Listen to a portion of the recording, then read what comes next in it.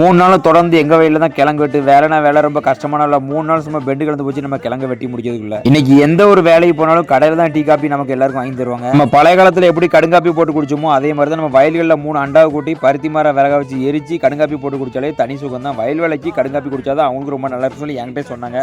எவ்வளோ வெயில் அடிச்சாலும் இந்த வெயிலையும் அவங்க பொறுப்பெடுக்காம கடுங்காப்பி தான் அவங்களுக்கு குடிக்கணும்னு சொல்லி என்கிட்ட சொல்லுதாங்க. ஜூஸும் குடிக்க மாட்டாங்க, பால் காப்பி அதிகமாக குடிக்க மாட்டாங்க.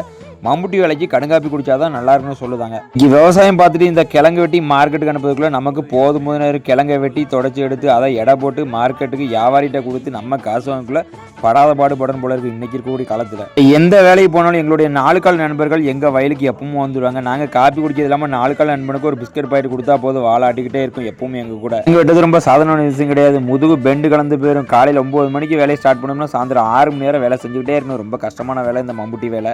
வீடியோ உங்களுக்கு பிடிச்சிருந்தா கருத்தை கமெண்ட் பாக்ஸில் கமெண்ட் பண்ணுங்க. நம்ம ஐடியா ஃபாலோ பண்ணுங்க. முடிஞ்ச வீடியோ ஷேர் பண்ணுங்க.